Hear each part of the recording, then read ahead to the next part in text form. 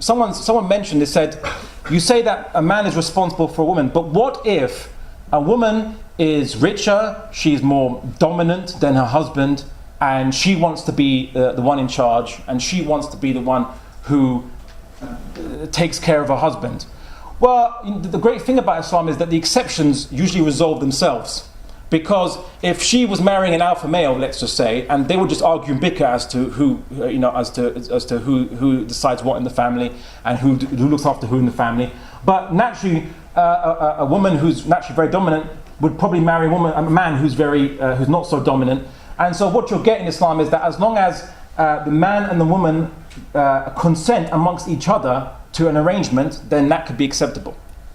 So as long as there's consent on both sides. So for example, a woman can choose not to insist that her husband support her voluntarily. She can voluntarily decide not to request her right from her husband to financially support her if she's rich or whatever, or what have you. And that will be the case. The husband, won't be punished if he stays at home and looks after the kids and the woman goes out to work, as long as it's consensual between the two of them. So the exceptions usually resolve themselves.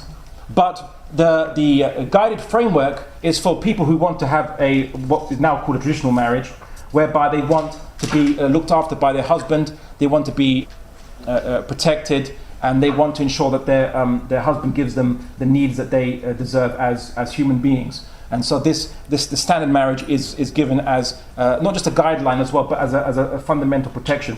And how Why Islam never faced this problem, the battle of the sexes, which you saw in the last century and probably still ongoing. If you listen to the discussions between the MRAs and the feminists, the battle of the sexes, where everyone's now fighting each other for their needs, and they're fighting each other. And the problem is, of course, that under individualism, no one has obligations towards each other. All right. So how do we resolve this when what you're fighting for, you're actually fighting for to be treated in a nice way? But all the law looks at is not to treat each other in a bad way, but you don't have to treat each other nicely. There's no obligation. What Islam did is it removed the power from the men, it removed the power from the women, and gave it to God, and gave it to Islam. And Islam gives justice to both men and women. So what is there isn't any one group over another, but rather there is both groups cooperating with each other for a greater good, which is more important and sovereign than any other group's interests and ideas. And what we see, what the Quran says, it says that the believers, men and women, are friends one of the other. They enjoin what is right and they forbid what is wrong, and they establish worship and pay charity, and they obey God and His Messenger, and for these God will have mercy on them. And this is how Islam brings justice to both, by ensuring that both submit to justice. Thank you.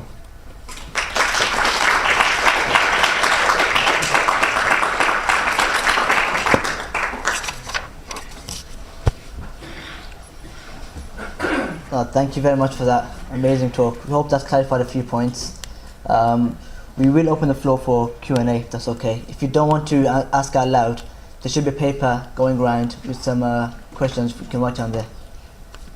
Okay.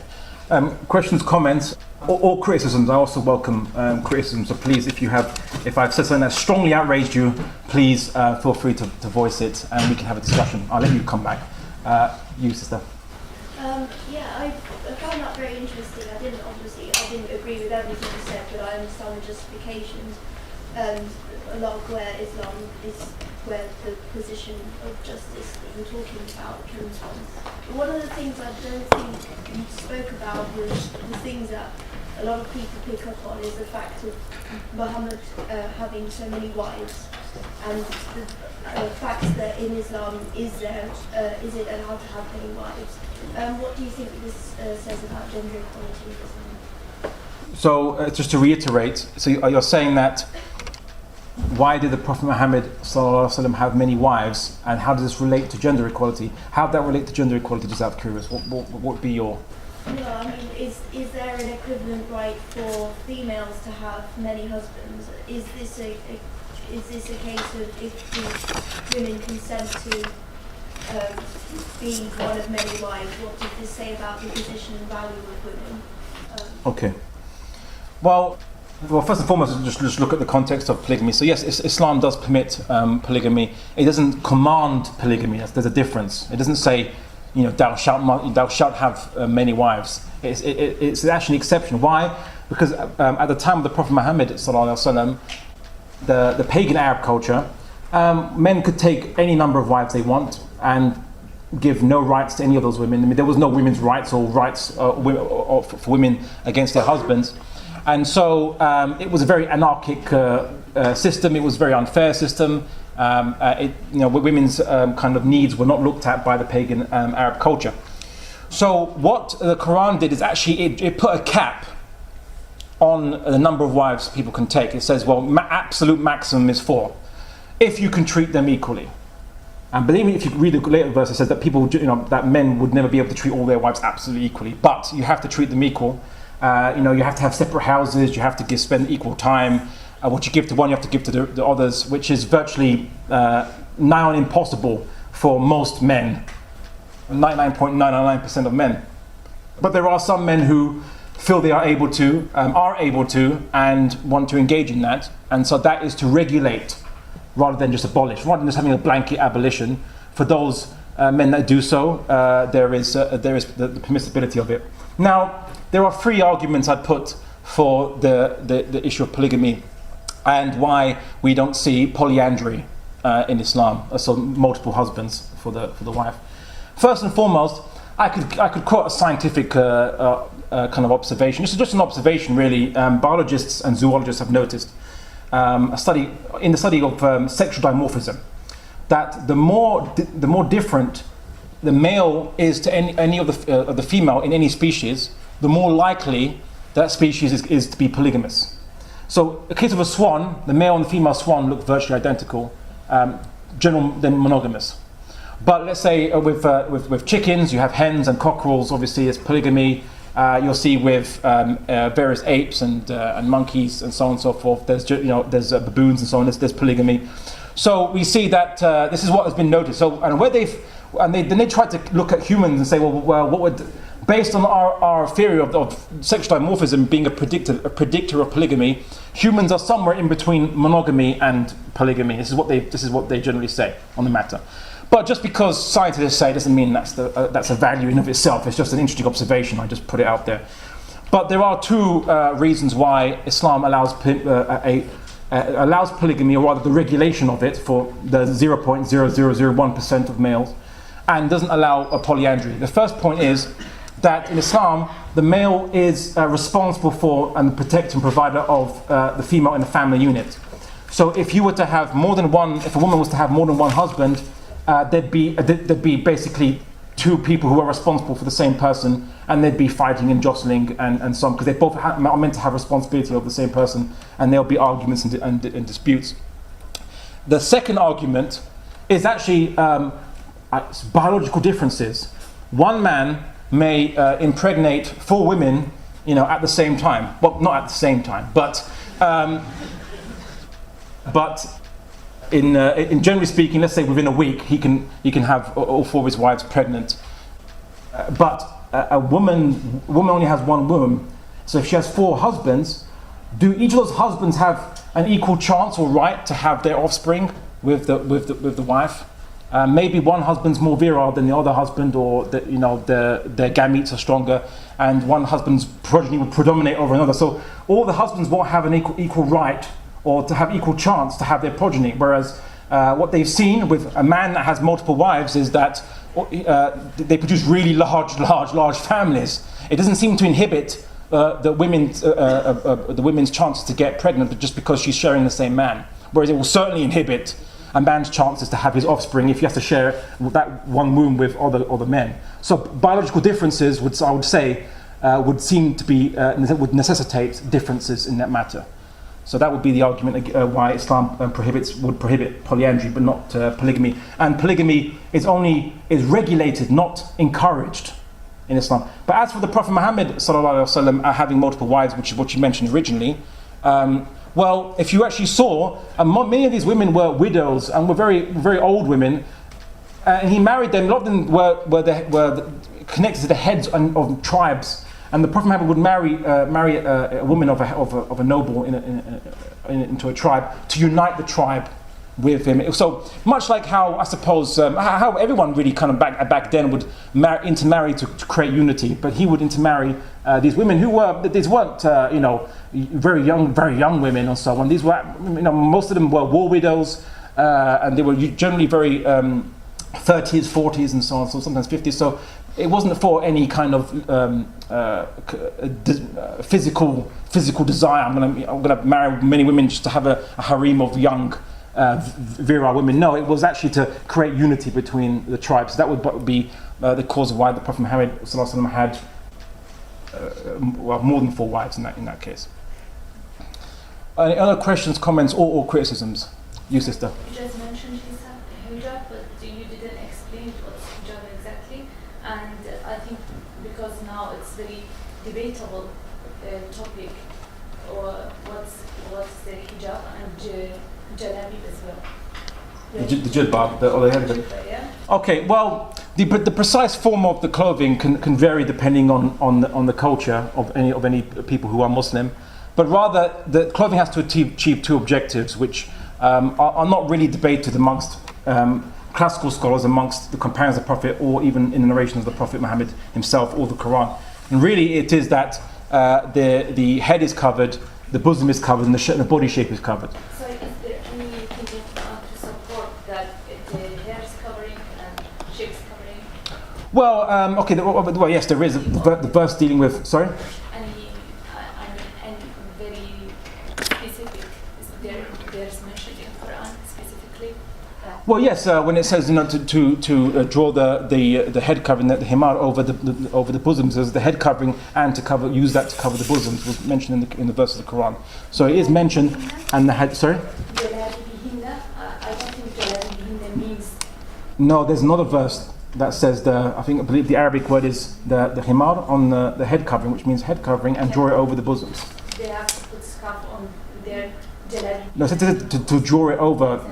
The command says to draw, so they were having a head covering and to draw it over the bosoms as well. That's what the verse of the Quran says. So it's the head covering, and it was actually commanded to actually draw it, because some women were wearing head covering, but they were leaving their, obviously, Is there any exposed. Any word means head or hair? Head covering, yeah, the word meaning head, yeah, means head covering. Any Arabic speakers want to contradict me on that? If you feel free, or to come back and say that's not the meaning of the word. Say, I accept that, but that's as far as I can tell, that's what the meaning was. So, but the thing is this: is that but there's a fundamental issue behind that question. First and foremost, in Islam we don't believe that if a woman doesn't cover her hair that she must be a woman of ill repute, or we don't view it like that, right? So this is not the Islamic understanding. Unfortunately, that can be some of the traditional cultural understandings in many of the Muslim world. But we believe it is commanded in Islam for the elevation of women in society, and to allow them to go out and not be judged based on their physical looks. It's because of the culture of fashion, mostly coming from the West, on satellite and magazines and internet now, that women, especially in Muslim countries now, are feeling the pressure to change their appearance. I mean, for example, in Lebanon, which is a very westernized country, you're seeing plastic surgery going out of control, basically. Why do women have to feel the need to actually butcher themselves or mutilate themselves to be accepted in society? I think that's horrific, and I blame the social pressure and the conditions which are making women feel inadequate unless they do these procedures. So, thank you. So, the hijab is meant to actually be a liberation for women. That it tells the woman, you will be accepted and respected and listened to irregardless of what you look like. And that's the purpose of the hijab. And also at the same time, it also can to reassure a woman that when her husband leaves every day for work, that he won't be looking at every woman, or it will help him to lower his gaze. Obviously a man has to lower his gaze anyway, irrespective. But what the Quran says in Surah Nisa is that humans are weak. Right? The Quran doesn't expect humans to be perfect. That's the great thing about Islam is it's so merciful. It understands humans are weak. It doesn't expect us to be angels. That we are gonna sin. We are going to fall down. So in light of this, it tries to make it easy for us Let's not tempt each other. Let's not compete with each other, and let's not try to outdo each other or to tempt each other's spouses away from themselves. And I've seen funny couples when I'm out and about. There's a man be sitting down with his girlfriend or wife, drinking coffee. A woman with a miniskirt walks by, and the man just like his gaze trails. And his girlfriend or wife just says, "Hey, I'm over here," or slaps him or whatever, right? Now you see, and you know what? Does she feel nice? Does she feel okay when to see her boyfriend stroke spouse do that? No, I don't think so. I don't think does she feel secure when she sees that being done? No. And even if he doesn't do it in front of her, does she feel secure knowing that there are women that look better than her, of which can tempt her spouse away? She doesn't feel secure. Even if you trust your spouse, most people don't feel secure, and vice versa, not just for women but also for men. So Islam tries to remove the whole sexual politics and tensions and issues from society, because it doesn't benefit society. It doesn't benefit society at all. So let's go out in society and do what we're meant to do, which is being professional or educational, learning or helping each other, or doing charity, or doing a whole number of beneficial things without having this kind of sexual politics in society. This is the wisdom that Islam tries to give. Someone asked an interesting question: why are there no female prophets? This was a very interesting discussion. Reminding me of a discussion of scholars in Al-Andalus, where I'm from, Portugal, and Spain included. In history, during Islamic times, there was actually a discussion as to were there any female prophets. Some people actually posited that Mary, the mother of Jesus, that she was a prophet because she was given the message by an angel, and this would be the minimum requirement to be called a prophetess, rather. So some people have debated this matter, and they said maybe Mary was a prophetess, but in Islam we don't really care the packaging of the message. We care about the message itself. So it's irrelevant whether the message was delivered by a male or a female, as long as the message was delivered. We don't worship the Prophet Muhammad sallallahu alaihi wasallam. We worship the originator of the message he conveyed. So it's irrelevant really who actually delivered the message. We're not messenger centric like other religions are. We worship only God. Someone made a quote: "One man equals to two women. Is this an Islamic principle?" It's not an Islamic principle, but by dint of so many narrations which are contradicted. In fact, one could argue that a mother is worth three fathers. If you want, according to some narration, if you want to look at it like this. This was taken from perhaps a misunderstanding of a verse of the Quran which talked about witnessing financial contracts. There was basically at the time of the Prophet Muhammad sallallahu alaihi wasallam, women didn't get involved so much in finance and being a merchant and business. So they really weren't involved in finance. So the Quran almost gave a help to women for those who are involved in observing financial transactions. And really what it is if you're going to write a contract of a financial transaction of some kind or promised financial transaction, that you can have two male witnesses, or you can have instead of one male witness you can have two female witnesses. And then it explained in the Quran why two female witnesses, because if there's any dispute about this contract and you have to recall your witnesses, it says that the woman can give her testimony, and her colleague can remind her if she makes a mistake. So it's not saying that women's memory is deficient, because many of the people who narrated the traditions of the Prophet, sallallahu alaihi wasallam, so many people who actually transmitted, memorized traditions or sayings of the Prophet Muhammad sallallahu alaihi wasallam were women. And no one said in Islamic scholarship that just because a woman like Aisha who transmitted 40% of Sunni narrations, 40% of all Sunni discourse on the Prophet Muhammad was narrated by a woman. No one says that these narrations are not as trustworthy because it was based on a woman's memory. No one says that. So really then, the only way you can really explain it is how the Quran explains it, which is really, if anything, it's positive discrimination or actually helps. So if a woman's in the court and she just feels intimidated, she'll just have a colleague with her. And the colleague's job is only to remind her if she makes a mistake. That's what the Quran says. That's what the Quran says. Read it for yourself. So like if she, so that the other one will remind her if she makes a mistake. It doesn't say so they both will give testimony.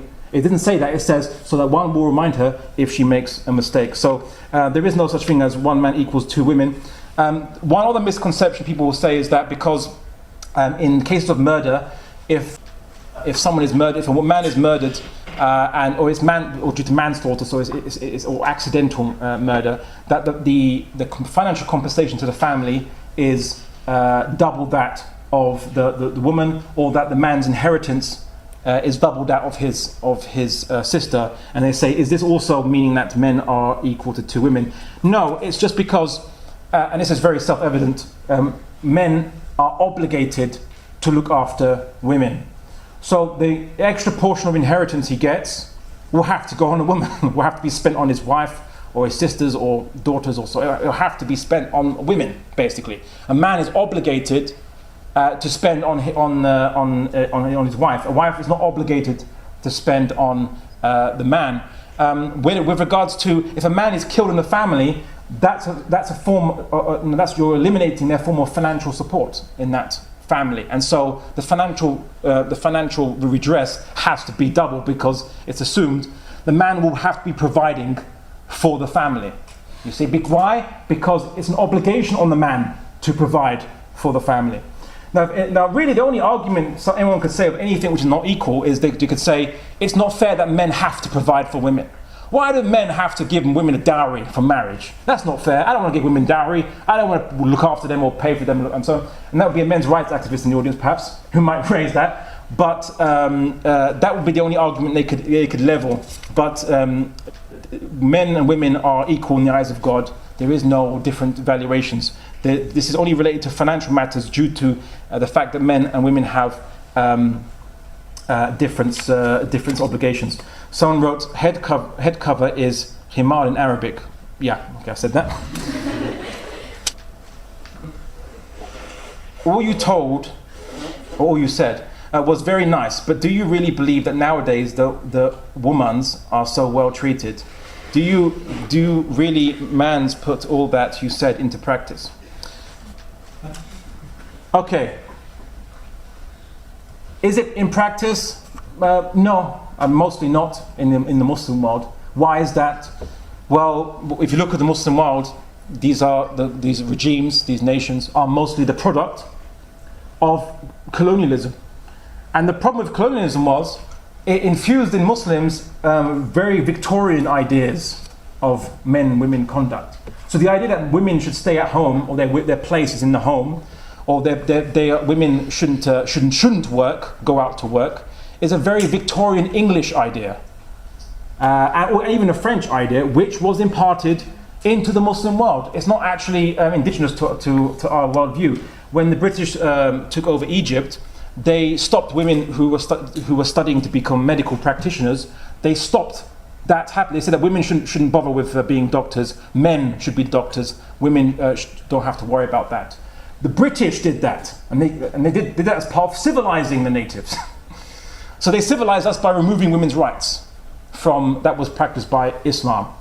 The Muslim world is a product of what happened to us in history, and as Muslims, what we are trying to do is we're trying to actually revive Islam in the Middle East, revive Islam in the Muslim world, and all the injustices you see in the Muslim world. Some people say there's injustice against women, and it's due to patriarchy. This conspiracy theory about this men ruling the world and so on and so forth.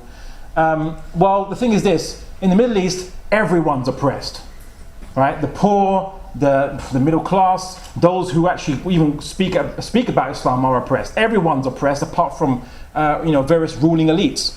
And do you think putting a woman will change the dynamic? Looking at Bangladesh, there are the government alternates between two female rulers, and yet there's torture and there's killing and there's suppression of political dissent in Bangladesh.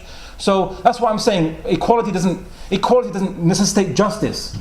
It's just so all you're really going to call for is saying, well, we believe that women should have an equal right to be dictators as much as men. Is that going to bring justice? No. Right? So the problem in the Middle East is that Muslims aren't living by Islam. We're mostly illiterate about our own religion or belief system. when even discussing the Sharia, when I do many lectures on the Sharia, Muslims actually are as shocked about it as non-Muslims are, just coming into the lecture. And what I've said is not really controversial or new, or it's actually old, basically. So and what's interesting was, in the time of the 18th century, a few people from Britain could travel around the world, and many well-to-do women travelled to Ottoman areas, Ottoman Turkey. And what they were absolutely shocked when they were writing about, they were absolutely shocked. They were shocked to see that women were business owners, and they were patrons of hospitals and institutions of learning. And they even remarked that they've never seen any place in the world where women are as happy or have as much rights as in Ottoman Turkey, Ottoman Caliphate. Right, the Ottoman Caliphate. So this was in the 18th century. It wasn't that too long ago. So Islam gave women rights, and under traditional Islamic beliefs, women were given justice. But now, in secular regimes like Egypt, obviously Iraq, under Saddam Hussein, Syria, Bashar al-Assad, Algeria, I'd even say Saudi Arabia is also a secular regime, a monarchy, constitutional monarchy. That's not an Islamic system. Under these un-Islamic secular regimes, you're seeing oppression of women. You're seeing oppression of minorities. The Christians are being oppressed. I would say that they are being oppressed. The Yazidis got kicked out. The Christians have been kicked out many places. After colonialism, after secularism, you saw people fighting each other. Even in other places where it's not predominantly Muslim, like India, Hindus and Muslims live and Christians, those who converted, live side by side for centuries. After colonialism, there's now the rise of fascist groups and of marginalization of minorities and oppression and many problems in secular, the democratic India. So colonialism didn't really do any favors for the Muslim world, and I would argue that what Muslims follow now is a post-colonialized, Victorian-influenced understanding of their culture, and they're completely illiterate as to what Islam says, and they certainly don't follow it. And the problem is getting them to actually follow it and to intellectually revive and rediscover their religion. Question, if you want to.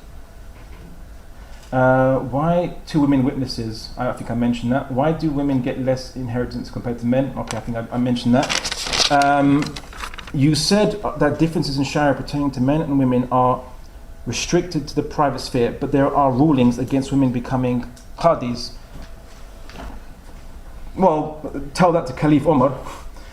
Or becoming soldiers. No, women can join the army. Women joined the army at the time of the Prophet Muhammad sallallahu alaihi wasallam. Do you say that this is not a valid ruling?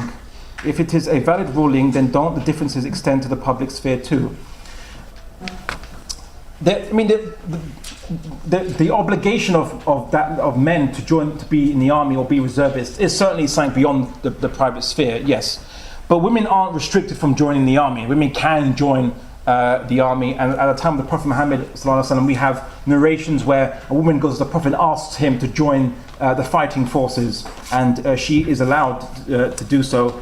And again, women being judges at the time of Caliph Umar, I already mentioned that example. So are these valid rulings? Rulings. Are you saying that rulings from some modern day scholars? I would really take some of what I've heard from modern day scholars with a pinch of salt and pepper. Classical scholars had a much better understanding. Why can women not be leaders in Islam of a country and nation? Okay, this is an interesting question.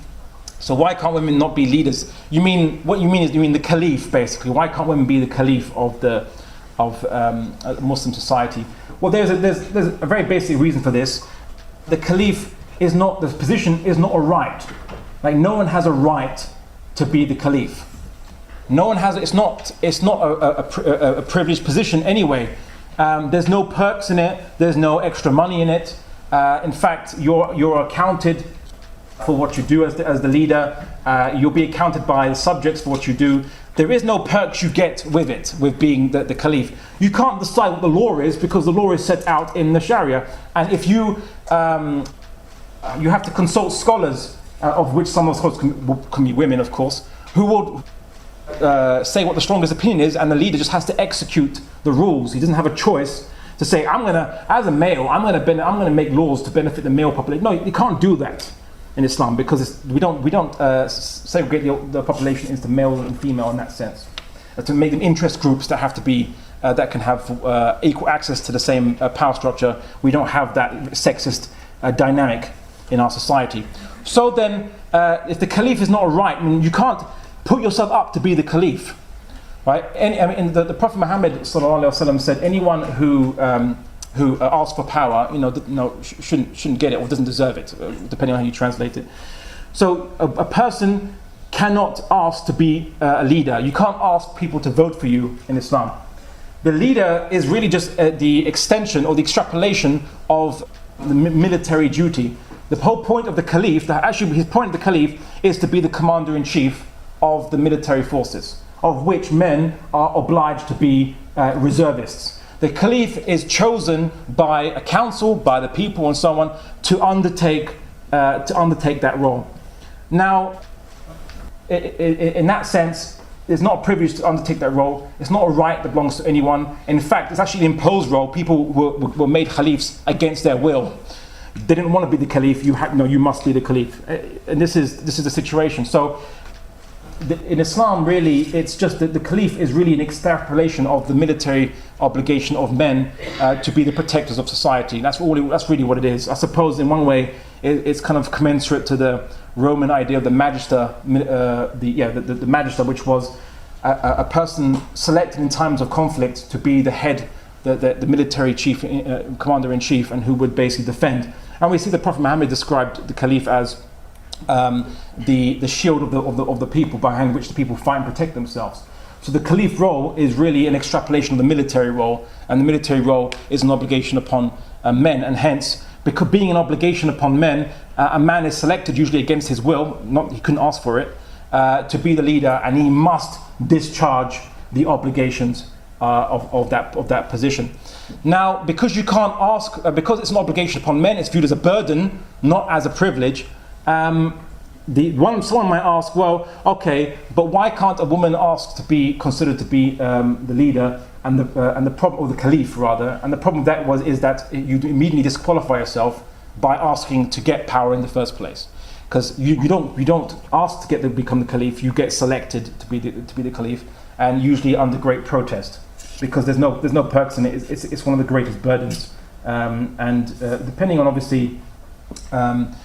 I suppose how you might view it, you could also view it as, what right do we have to impose the burden of becoming the supreme military leader, which must go to war to women against their will? When it's not an obligation for women to be part of the army. Whereas because all men are reservists, they are the pool of which you can select an appropriate candidate from, and they can't select themselves. So it's actually a burden role, not a privilege role. Power is not a privilege in Islam. It's not a right. It's a burden, and you'll be given it probably against your will, because you won't really covet it. And the leader has to give justice to all people, not just to their interest group or their racial group or their national group or their gender group. And that kind of gender politics identity politics has caused the problems in the Middle East, where you'll see different tribes or sects or races fighting each other for a stake in power and deciding what happens in power. Whereas in Islam, the caliph is not the sovereign, he's not the king, he's only the executor. He has no choice in what laws to make. He's only there to discharge the duty and even put his life on the line to defend the Muslim community. So that's the issue. It's not that it's differential rights, because there is no right to be the caliph in Islam, or to it's certainly not a privilege. What rights do women have in terms of housework and taking care of the family or the husband? So what rights do women have? Well, there's not actually express obligation in Islam to say that the woman must look after the house, clean the house, and mend the clothing. We actually know that the Prophet Muhammad ﷺ himself mended his own clothes and helped his wives cleaning the house. So there's no obligation in of itself that says, women, thou shalt clean the house or iron the shirts, right? You won't find that in Islam. But what the rights that the husband has with regards to the woman, and I mentioned today already the rights the woman has over her husband, so there's also commensurate rights on the side. In that sense, the man has the right to be obviously respected by his wife, and to be and to have responsibility, and obviously she should facilitate or grant his reasonable requests. And one of the rights she has is that she can't be overburdened by her husband's requests. So if the husband makes requests more than she can facilitate, then she can ask for example, a housemaid, and he has to provide it, a housemaid. So any one of you who are any one of you who are budding husbands, don't make too much requests from your wife, otherwise you're going to have to pay for a housemaid. So yeah, and of course the other rights are of course that the woman must be provided. Okay, so I will. So the woman must be provided with the same quality of clothing, not necessarily the same clothing as her husband, and eat from the same and have the same kind of quality of food. So basically, the husband can't say, I'm obliged to provide for you food. Here's some gruel, and I'll have a nice roast beef dinner. No, she has a right to share equally with what he has and what he enjoys from his own property. I'll take a question from the audience now, because I think I've read most of the papers here. So any questions, comments, or criticisms, or what people wanting to come back on what anything I've said? You sister at the back. You mentioned earlier that women obviously are allowed to work. Yeah. And I've read somewhere that they're not allowed to travel without a male guardian. So why is that? Okay, so you've read that women are allowed to travel without a male guardian. It's usually a long distance, so like traveling halfway around the world unescorted or alone, and it's just more for issues of protection rather than that the chaperone is going to make sure that she doesn't do infidelity or anything. It's not that. It's not the reason. The reason is just to ensure that she is secure by some means. People have discussed obviously modern transport such as planes and trains, which will get you to long distances in very quicker time. And in essence, as long as the woman is protected or her security is guaranteed, that's really what the purpose is to ensure that her security is guaranteed wherever she goes. You hear obviously stories of unaccompanied women who go halfway across the world and have an experience really, bad things happen to them. And it's just, Islam doesn't want to see that happen obviously to women. So women's security is paramount, and it just has to be guaranteed so that she's not molested, or something, God forbid, nasty happens to her when she goes halfway across the world by herself to a place which she's not familiar with, or so on. So it's nothing to do with the inferiority of women. In fact, it's because women are valued that the security is considered to be more paramount than male security. So women's security is more important than even man's security. Man, you take care of yourself, But for women, we have to guarantee that she's safe and secure to travel and so on. And she could be traveling for business or traveling for whatever purposes she travels for, but it's just to maintain her security or ensure that she's okay. You, madam. From what you were telling us, it sounded like the Quran is very gender considerate, right? But then you just admitted before that there is actually a mismatch with what it's saying and what's actually happening in many countries. So my question would be, what did you suggest that could be changed to diminish that gap, among other things, because that's also causing a lot of strong, not racism, but like prejudice against Muslim people, even in Western societies. Regardless of the gender, there is this mental image that is extremely diminishing, that goes against with this information that you just gave us about the Quran. Okay. Well, some of the problems are. Thank you. Some of the problems that we see again are due to. To say it's cultural. The question is obviously where did that culture come from, and it either came from pre-Islamic culture or from post-colonial culture, which was mostly borrowed from. At the time of colonization, was mostly the Victorian culture and understanding.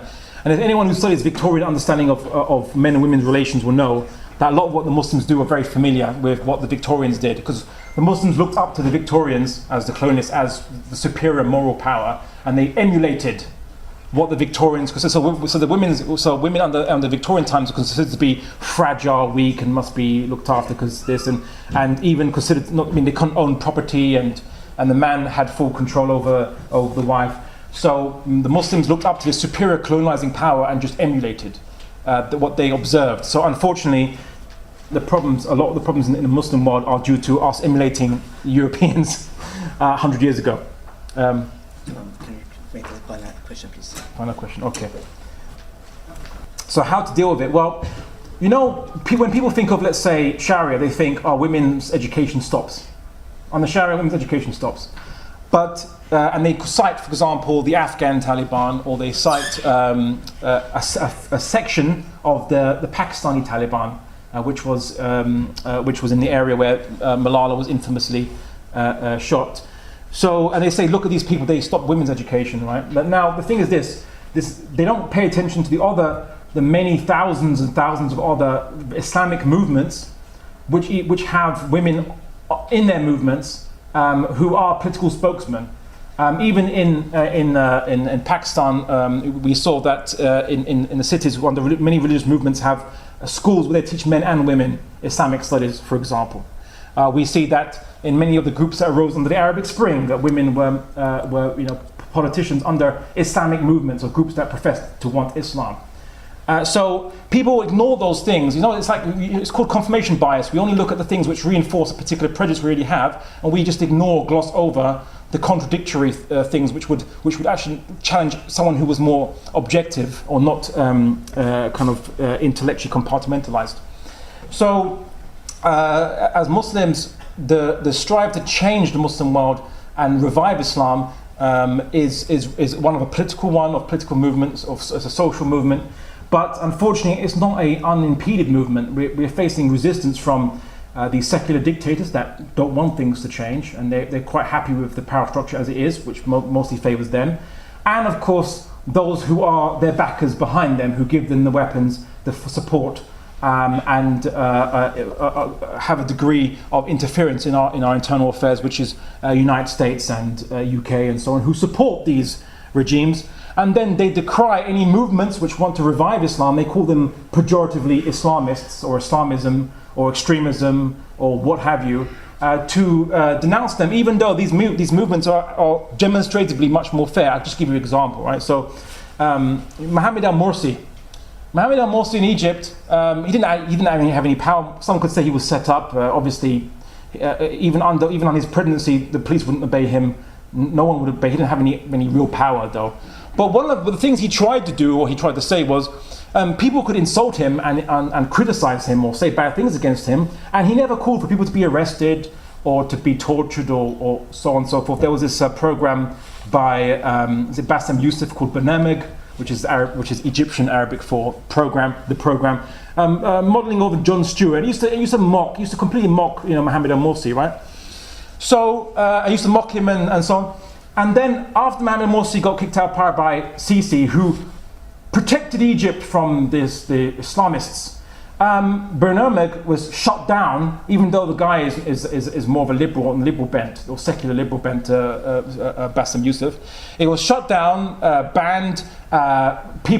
Anyone criticizing Sisi or saying anything about him is immediately incarcerated, locked up. Some of them are accused of being terrorists and subject to summary or subject to execution.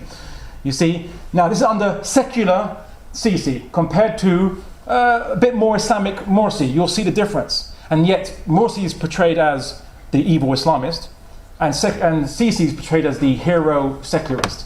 You see, and this is the problem, that our confirmation bias is that we will ignore the examples which disprove what we're being told in the media or the stereotypes, and we will only listen to the examples which reinforce those stereotypes. I mean, I'm no fan of Saudi Arabia. I'm one of their strongest critics, right? But there was a case in Saudi Arabia, and we all know of the quirky court cases that come out of Saudi Arabia. But there was a court case where a woman came to a court and said, my husband's abusing me, he's beating me up. And so the court judged that the husband will be sentenced to 30 lashes for domestic abuse against his wife. Was that covered in the news? Pin drop silence. Why? It doesn't reinforce the stereotype, which is common. So as to how we can change the perception of Islam, I think that is we have to buy out Rupert Murdoch.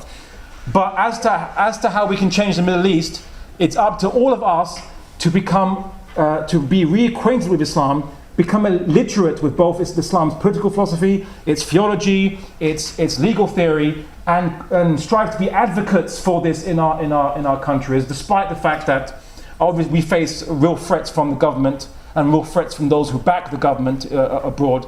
It is our issue. And at the end of the day, although we may blame United States, we blame dictators, ultimately the soldiers and the police who enforce the current status quo all come from our society. They come from us.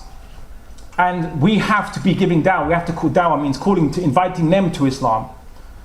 Because these dictators wouldn't be able to do what they did or do without soldiers willing to obey their orders or believing they are legitimate authorities. So as Muslims, and I point to the Muslims here, it's your responsibility to go and spread the understanding of Islam and invite the soldiers, the police, and all those who have power to Islam, and then naturally, the leader will be accounted. Some leaders might even change their mind because everyone around them is changing their mind, and they will be brought back to Islam, and we can establish justice in the Muslim world and be a good example, like we were in the past, when Western journalists or Western writers would go in the 18th century to the Muslim world and be so amazed about how liberated women were and how much justice there was for women. And they were shocked, and they said there is nowhere else on this earth that the women are as happy or as free as they are under the Ottoman Caliphate.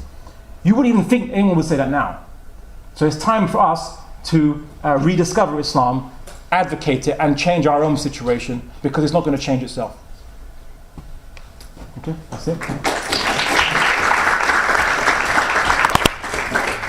Sorry to cut you short, we were a bit tight with time.